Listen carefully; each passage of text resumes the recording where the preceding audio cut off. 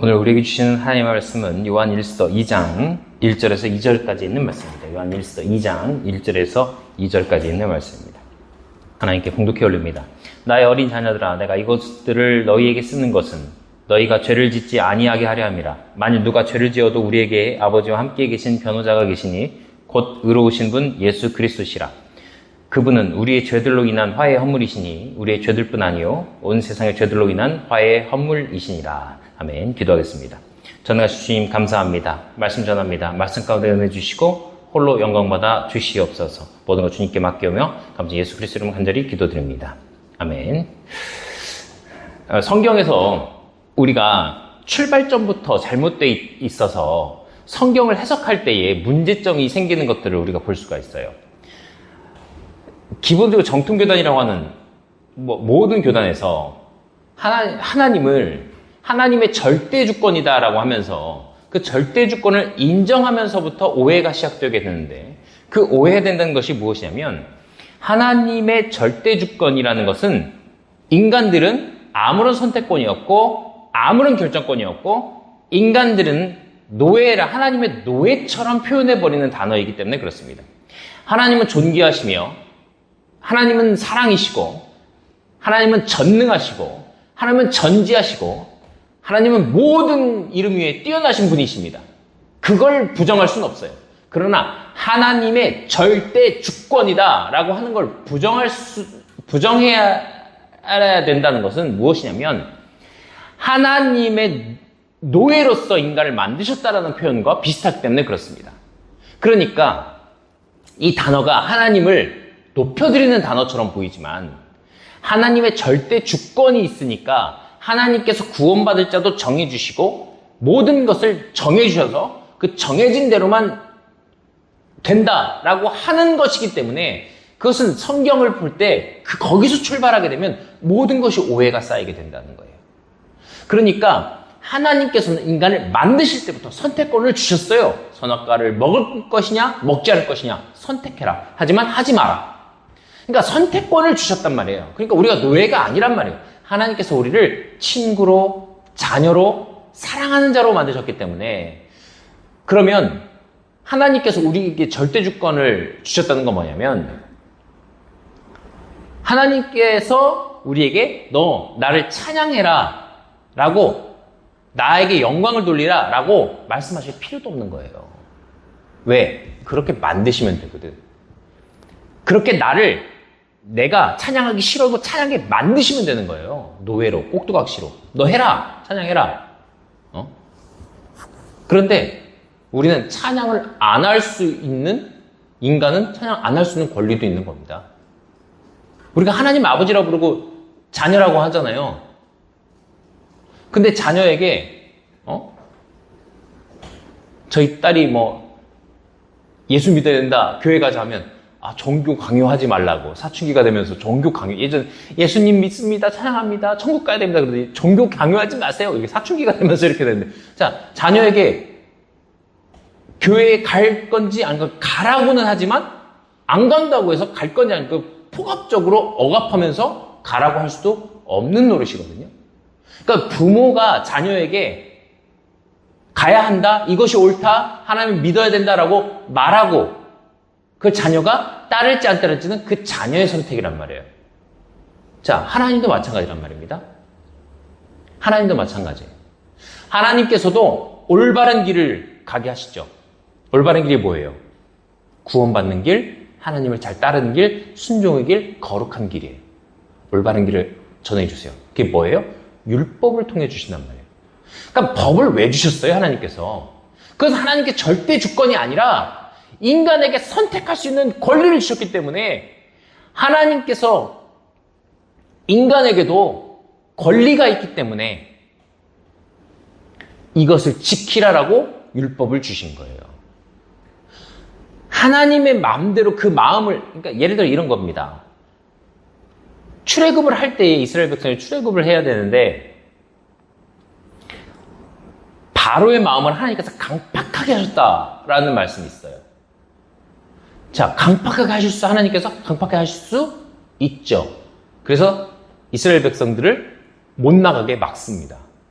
그렇게 하실 수 있어요, 없어요? 있죠. 왜? 아직 이스라엘 백성이 나갈 때가 아니니까. 강팍하게 할 수 있어요. 그런데 모세는 하나님께서 들어 쓰실 때 어떻게 하세요? 멱살 잡고 끌고 가서 무조건 일하게 하세요? 아니요. 거절할 수 있게끔도 놔두십니다. 대신 설득하시죠. 모세에게 설득하시잖아요. 저는 말이 어둔한 자입니다. 말 잘하는 이 형이 있다. 아론이 있으니까 붙여줄 테니까 가라.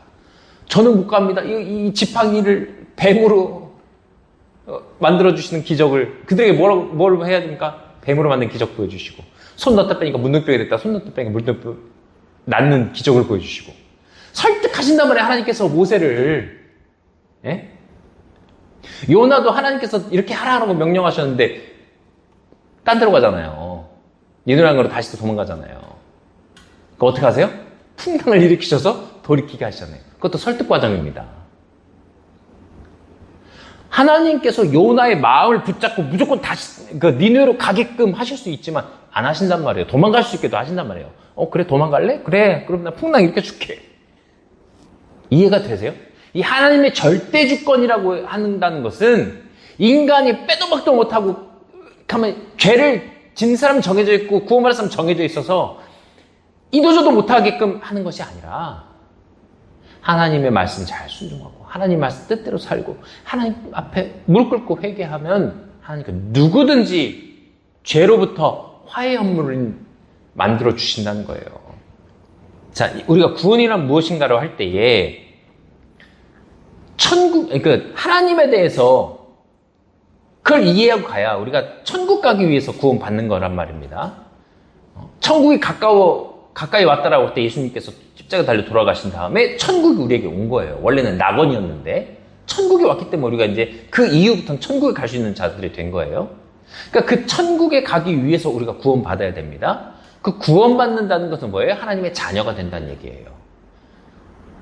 자, 하나님의 주권은 누구를 통해서 이루어진다고 제가 늘 말씀드려요? 누구를 통해서? 세상의 모든 사람이 아니라 구원받은 자들을 통해서 하나님의 주권이 이루어집니다. 이 세상의 모든 사람들, 태어날 때부터 모든 사람들 누구에 속해 있어요? 마귀에게 속해 있어요. 그걸 원죄라고 그러잖아요. 그건 다 인정해요. 원죄라고 인정하면서 하나님의 절대 주권은 또 인정을 해요. 그러면은 원죄하에 태어나게 만드신 것도 누구란 얘기예요? 하나님이시라는 얘기밖에 안 돼요. 그래서 하나님의 절대 주권은 하나님을 나쁜 하나님으로 만드는 결정적인 요소라니까요. 하나님은 선하신 분입니다. 하나님은 거룩하신 분입니다. 마귀에게서 우리를 벗어나고 영적 승리하게 하시기 위해서 하나님께서는 믿는 자들을 들어 쓰십니다. 그런 믿는 자들을 들어 쓰실 때에 사명을 주실 때 그걸 하나님께 선택하시는 겁니다. 구원받은 자는 누구나 구원받을 수 있습니다. 오늘 말씀에서 요한일서 2장 1절 말씀을 보면 뭐라고 되어 있어요? 만일 누가 죄를 지어도 우리에게 아버지와 함께 계신 변호자가 계시니 이 누구예요? 개역개정에서는 우리에게 대언자가 있다 이렇게 얘기해요. 그게 누구라는 거예요? 의로우신 분 예수 그리스도다. 의로우신 예수 그리스도. 의롭다는 게 뭐예요? 양 아래에 있는, 그죠? 오를 자가 양 아래 내가 있는 거야. 나 자를 써서 의롭다고 했잖아요. 그 의로운 게 뭐예요? 양 밑에 어린 양 대신 예수 그리스도 밑에 그의 피로써 의로워진다는 거예요. 그 예수 그리스도께서 화해 헌물이 되신다. 우리의 죄들로 인한 화해 헌물이시니 우리의 죄들뿐 아니요 온 세상의 죄들로 인한 화해 헌물이시라. 그래서 제한적 속죄라고 얘기했잖아요. 칼빈주의에서 얘기하는, 개혁교회에서 얘기하는 제한적 속죄. 속죄가 제한됐대. 자, 여기서 말씀 뭐래요? 온 세상의 죄를 위함이라. 제한됐는데 어떻게 온 세상이야? 온 세상에 제한돼서 버려진 유기된 자들만 빼고의 구원이다. 이렇게 말씀하셔야지. 예수 그리스도께서 그의 보혈이 제한된 보혈이에요? 아니란 말이에요. 거기에 비판 요소들이 너무 많아요. 그게 또 이상하니까 또 잘못했다고 뭐 하면서 또 수정된 이중 예정서를 얘기하고 뭐 그런다고는 하는데 어쨌든 제가 말씀드리고 싶은 것은 구원이라고 할 때에 그 구원은 우리가 하나님께 예수 그리스도를 통해서 이루어질 수 있다는 거예요. 그래서 제가 구원의 순서에 대해서 얘기를 할 건데 첫 번째로 구원받을 때 어떤 순서가 있냐면 저는 제가 웨슬리를 전공하기 때문에 웨슬리가 얘기한 구원의 순서에 대해서 좀 설명을 하겠습니다. 첫 번째가 선행의 은혜라고 그래요. 영어로는 preventing grace라고 하는데 먼저 행하셨다는 거예요. 은혜를. 그러니까 우리가 구원받는 건 하나님의 은혜예요. 그거를 인정 안 할 수는 없어요. 하나님의 은혜로 우리가 구원받은 거예요. 맞습니다. 맞아요. 그러나 하나님께서 김아무개는 구원받기로 정해졌고 최아무개는 버림받기로 정해진 게 아니라 김아무개든 최아무개든 믿으면 구원받는다는 거예요. 믿으면 그게 선행의 은혜입니다. 그 시스템을 만들어 놓으신 게 선행의 은혜예요. 시스템을 만들어 놓으셨다는 거예요. 어떤 시스템이에요? 어떤 시스템? 창세기 3장 21절에 아담과 하와가 죄를 졌을 때 가죽옷을 지어 입히십니다. 그 시스템을 만드셨어요. 가죽옷을 지어 입히셨다. 뭐예요? 가죽옷. 그때 그 가죽이 뭐라고 했어요? 제가 예전에 말씀드렸어요? 그 가죽이 양가죽이라고 얘기를 드렸어요. 양가죽일 것이다. 가죽옷이라고 했지만 왜? 양가죽일 것이다. 왜요? 그 아들들인 가인과 아벨, 그 중에 아벨이 뭘로 하나님께 제사를 지내요? 첫 양으로 제사를 지내잖아요. 그걸 누구 걸 받으셔요? 가인 걸 안 받으시고 아벨 것만 받으시죠. 왜? 가죽옷을 지어 입히실 때 양을 죽이신단 말이에요. 그거 최초에 그게 하나님과 화해 헌물이 그 첫 양이에요. 그게 첫 양. 가죽옷을 입히실 때 그것이 첫 양. 그 첫 화해 헌물. 그것 때문에 그것을 배워서 아벨이 양의 새끼를 드린 거죠. 그때 당시 고기 먹었어요? 안 먹었어요? 고기? 먹었어요? 안 먹었어요? 안 먹었죠. 노아의 홍수 이후에 고기를 먹습니다. 노아의 홍수 때까지 고기를 안 먹어요. 그러니까 아벨은 고기를 안 먹는데도 왜 양을 키워요? 왜 양치는 자예요? 제사 지내려고 양치는 거예요. 그러니까 예배드리기 위해서, 지금으로 따지면 예배드리기 위해서 무엇인가를 한 거예요. 내가 먹지도 않지만. 왜? 하나님과 화해 헌물이니까 지속적으로 화해할 수 있는 시스템을 하나님께서 그때 만들어 놓으신 거예요. 그 다음에 두 번째, 출애굽 시에 문인방과 문설주에 양의 피를 바르면 죽음이 넘어갔어요. 그걸 유월이라고 해요. 그걸 유월절이라고 합니다. 창세기 출애굽기 12장 6절 7절 말씀이거든요. 한번 볼까요? 5절부터 한번 볼게요. 너희의 어린 양은 흠이 없고 1년 된 수컷으로 하라. 너희는 양이나 염소니 그것을 취하고 같은 달 14일까지 그것을 간직하였다가 저녁 때 이스라엘 회중의 전체 집에서 그것을 잡으라. 그들은 피를 취하여 그것을 먹을 집의 양옆 기둥과 위에 문 기둥에 뿌리고 그 밤에 그 고기를 먹되 불에 구워 누룩 없는 빵과 쓴 채소와 함께 그것을 먹을지니라. 이게 유월절의 시작입니다. 유월절이 뭐예요? 죽음이 넘어가서 유월절이라는 거예요. 그리고 문인방과 문설주에 그리고 거기에 피를 발라서 양이나 염소에 피를 발라서 그 피로 인해서 구원받는 거예요. 피 흘림이 없은 즉 사함이 없다고 말씀하잖아요. 그러니까 출애굽할 때 피를 바른 거, 양이 염소를 제사 지낼 때 쓰는 제물을, 희생 헌물을 바침으로써 하나님과 화해가 돼서 죽음이 넘어갔어요. 그게 유월절이라는 거예요. 그 이스라엘 백성들이 지금도 지키는 명절, 유월절. 그것이 이때부터 시작이 되는 거란 말이에요. 그러니까 뭐예요? 시스템을 만들어 주시는 거예요. 시스템. 어떤 시스템? 구원받을 수 있는 시스템. 그게 선행의 은혜예요. 하나님께 미리 행하신 거잖아요. 네? 그리고 또 뭐가 있어요? 이스라엘 백성의 광야에서 제사 지내는 거. 하나님과의 관계가 회복되는 거. 그런 시스템을 만들어 놓으신 거라니까요. 시스템을 만들어 놓으신다. 그것이 선행의 은혜예요. 근데 이때까지 이 시스템은 뭐예요? 죄를 질 때마다 해야 되는 시스템이죠. 대속제일이라고 또 해서 또 하고, 또 희생제물도 드리고, 또 명절마다 또 잡고, 이런 계속적인 이런 제사의 시스템을 갖고 있어야 된다는 거예요. 그러니까, 자, 생각해 보세요. 이스라엘 백성들은 이 제사를, 성경에는 이스라엘 백성들만 나오는데 이 제사를 왜 지냈어요? 왜? 왜 지냈어요? 그들은 거룩해야 되기 때문에 그래요. 왜? 하나님의 사명을 맡은 자들이라 그래요. 그러니까 그들 선민이라고 그러죠. 이스라엘에서 선민, 선택된 백성이다. 뭘로 선택받은 거예요? 하나님의 일을 감당하기 위해 선택받은 거예요. 뭐예요? 예수 그리스도께서 그의 민족으로 오셔야 되기 때문에. 그래서 선택받은 겁니다.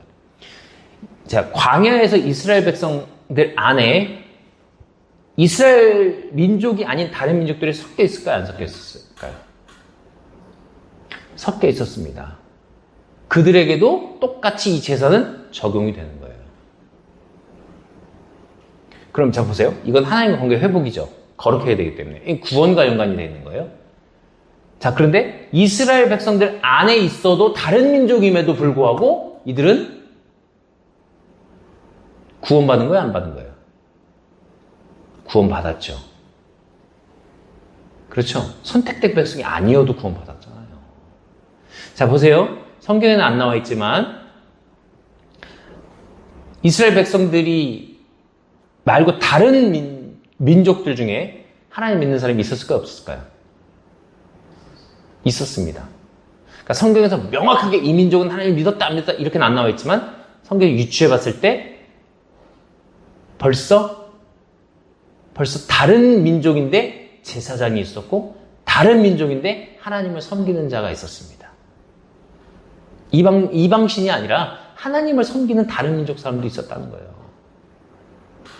그리고 다윗 시대에 다윗 왕이 있을 때 그 우리야는 어디 사람이에요? 헷 족속이에요. 헷 족속. 히타이트라고 하는 헷 사람이라고요. 헷 사람은 이방 사람이 아니에요. 이방인이에요. 근데 다윗의 밑에 장군으로 있었잖아요. 이스라엘 백성들 안에서. 네? 그럼 그 사람은 구원받은 자야, 안 받은 자야? 이스라엘 사람인데? 국적은 이스라엘이었을 거 아니에요. 그래, 헷 사람이지만 이스라엘 사람이니까 이스라엘을 위해 싸웠을 거 아니에요. 다윗을 위해 싸웠잖아요. 그리고 결국 다윗에 의해서 죽임을 당하지만 그럼 그 사람도 구원받은 자로 볼 수 있잖아요. 우리야도. 그러니까 민족의 문제가 아니라니까요. 구원은 민족의 문제가 아니란 얘기예요. 제가 그 말씀을 드리고 싶은 거예요. 구원은 선택받은 민족의 문제가 아니라 이 시스템, 양의 피로 구원받는다는 이 시스템 안에 들어가 있으면 된다는 얘기입니다. 이해가 되세요? 다시 말씀드립니다. 하나님의 선택은 뭐다? 사명자의 선택이다. 사도 바울은 선택하셔서 구원받게 하신 거예요? 그가 구원을 받아야 하나님의 교회를 위하여 쓰임받기 때문에 사도 바울을 굳이 그렇게 하나님께서 만나주셔서 예수님께서 만나주셔서 그를 변화시키신 거예요. 그렇게 변화된 사람 많지 않아요. 그래서 바울은 예수님 본 적 없지만 자기를 사도라 하잖아요. 사도다. 왜? 구원받을 때 주님을 만났으니까. 원래 사도는 예수님 제자들, 예수님을 본 사람들만 사도라고 칭함을 받았었거든요. 그러니까 나도 사도다. 그렇게 되는 겁니다. 자, 그런데 예수님이 십자가에 달려 돌아가시는 시스템을 만드시기 위해서 이스라엘 백성을 선택하셔서 그때까지 오셨고 예수님 그리스도를께서 십자가에 달려 돌아가신 이후에는 어떻게 돼요? 제사를 지내지 않아도 예수님을 믿기만 하면 구원받을 수 있는 시스템을 만들어 놓으셨잖아요. 히브리서 9장 한번 보겠습니다. 11절, 12절 읽겠습니다. 그러나 그리스도께서는 다가올 좋은 일들의 대제사장으로 오시되 손으로 만들지 아니한 성막 곧 이 건물에 속하지 아니한 더 크고 완전한 성막을 통해 오셔서 염소와 송아지의 피가 아니라 자기 피를 힘입어 단 한 번 거룩한 곳에 들어가사 우리를 위하여 영원한 구속을 얻으셨느니라. 뭐래요? 단 한 번 거룩한 곳에 들어가사 우리를 위하여 어떤 구속? 영원한 구속. 영원한 구속. 이해가 되세요? 예수님께서 6월절 어린 양이 되셨다는 거예요. 그 시스템을 만드신 게 선행의 은혜라는 거예요. 그러니까 선행의 은혜는 너 김아무개, 너 구원. 최아무개, 넌 구원 아니야. 박아무개, 너 구원. 이렇게 정해지신 게 아니라 누구든지 구원받을 수 있는 시스템을 만들어 놓으시는 것이 현행의 은혜라는 거예요. 그래서 직접 은혜로 역사하시는 거예요. 누구에게나 이 광명의 빛을 비춰주신다는 거예요. 누구에게나. 그런데 그것을 거절하고 거부하고 심지어 마귀는 어떤 나라, 어떤 민족 자체를 다 못 믿게 만들어버리고. 제가 태국에 갔을 때는 태국 자체가 분위기가 불교만 믿어야 되는 분위기가 있잖아요. 근데 거기 기독교인이 있대요, 없대요? 있대요. 한 2%? 3% 있대요. 있대요. 그러면 그 나라에도 구원받은 사람들이 있을 수 있는 거죠. 민족의 문제가 아니란 얘기예요. 근데 그 민족을 사로잡은 마귀의 역사도 있다는 얘기예요. 그걸 이겨내고 영적에서 승리해야 되는 거고. 튀르키예 가면 다 5만 곳이 다 이슬람 사원이 있잖아요. 근데 거기도 기독교인과 있대요, 없대요? 있대요. 2%, 3% 있답니다. 예수 믿는 사람이 있대요. 북한에 예수 믿는 사람이 있대요, 없대요? 통계적으로 잡히지 않지만 지하교회, 다락방에 숨어서 다 예수 믿는 사람들이 있답니다. 있대요. 중국도 마찬가지고. 일본은 숫자가 적어서 그렇지, 거기는 종교자가 있는데도 숫자가 적어요. 그러니까 하나님께서 절대 주권을 가지고 역사하시면 이게 이렇단 말이에요. 이제 그분들이 하나님 절대 주권을 인정하고 선택을, 제한적 속죄를 얘기하는 분들이 얘기가 그러니까 선택된 자가 믿는 자로 선택된 자들이 있고 유기된 자들이 있는데, 우리는 선택됐기 때문에 거기에 은혜에 감사하고 벌레만도 못한 나를 이렇게 구원해 준 거에 감사해야 된다. 그 은혜가 너무 감사하다. 그래서 유기된 사람들은 뭐 유기된 거고, 그건 하나님 절대 주권이니까 우리가 관여할 바는 아니고 우리는 감사하기만 하면 된다. 은혜다. 이렇게 얘기하는데 그게 은혜예요? 그게 은혜입니까? 되게 이기적인 거 아니에요, 그것도? 그러니까 하나님 그러신 분 아니에요. 근데 자기들 그걸 하나님이 이기적인 분으로 만드셔서 나는 구원받았으니까 나는 감사해. 저 유기된 자들은 글쎄 그건 하나님이 하시는 일이야. 날 구원해 주신 거에 감사하고 난 은혜야. 저는 이해가 안 돼요. 한 명이라도 구원 못 받은 사람이 있으면 나도 가슴이 아픈데 하나님께서 오죽하실까? 공평하신 분이라면서요. 그건 은혜가 아니에요. 누구나 구원받을 수 있는 시스템을 만들어 놓으신 게 은혜라니까요. 시스템을. 이 시스템 안에서 운영이 되는 거예요. 왕 되신 하나님께서, 거룩하신 그분께서, 전능하시고 전지하신 그분께서, 우리의 머리털까지 세심받은 그분께서 은혜로 이걸 만들어 놓으셨다니까요. 그 안에 들어가면 되는 거예요. 그 시스템 안에 들어가면 되는 거예요. 하나님 울타리 안에 들어가면 되는 거예요. 들어가겠다는 나를 내치지 않는다니까요. 울타리로 나를 보호해 주시길 원하시는 분이시지, 들어오겠다는데 넌 유기된 대로 난 만세전에 널 정했기 때문에 넌 들어오면 안 되라고 하시는 분 아니라는 거예요. 왜 자꾸 하나님은 악한 분을 만드냐 이거예요. 선하신 분인데, 선하신 하나님이신데, 악한 자도 품어주시는 분이신데, 너희 죄가 있다면 화해 헌물이 되겠다고 화목제물로서 예수님 오셨다는데 왜 화목하길 원합니다라고 내가 간구하고 내가 들어가려고 하는데, 하나님께서 너는 원래 아니야. 저는 그들이 말하는 대로 저는 선택받은 자가 맞습니다. 그들이 말하는 대로 저는 선택받았어요. 태어날 때부터 저는 크리스찬 3대째 집안에, 저희 집안에 큰아버지가 목사님이고 아버지가 장로님이고, 저는 구원 받기로 작정된 자예요. 그들이 말하는 거예요. 그럼 저 은혜에 감사해요. 그런데 저는 저 때문에 이런 얘기하는 것이 아니라 하나님을, 그런 악한 하나님을 만드는 것도 거부하지만 저희 아내 같은 사람은 어떻게 하라는 거예요. 저희 아내 같은 사람은 대대로 무당하고도 연결돼 있고 불교 집안에 사람들이 대대로 그냥 예수 안 믿는 집안에 태어나서 중학교 때 예수님 만났다는데, 예수님도 핍박받았다는데, 그럼 저희 아내만 선택된 거 그 집안 모든 사람들은 유기된 자냐 이거예요. 저희 장인어른 돌아가실 때, 돌아가시기 한 3시간 전에 구원받으셨는데 편안하게 눈 감고 가셨어요. 그 전날까지도 구원 못 받으신 분인데, 그건 확신합니다. 구원 못 받으신 분이라는 거. 근데 돌아가시 전에는, 돌아가시 몇 시간 전까지 막 공포에 쌓이셨던 분이 막 기도하면서 임재기도 할 때에 그분 며칠 동안 눈을 못 뜨시던 분이 그때 눈을 탁 감고 얼굴 편하게 가셨거든요. 그럼 만세전에 그렇게 하기 위해서 그때까지 하나님께서 놓으셨냐? 삶은 그냥 유기된 자의 삶이었다니까요, 저희 아버님은. 그런데 가기 전에 구원받으셨단 말이에요.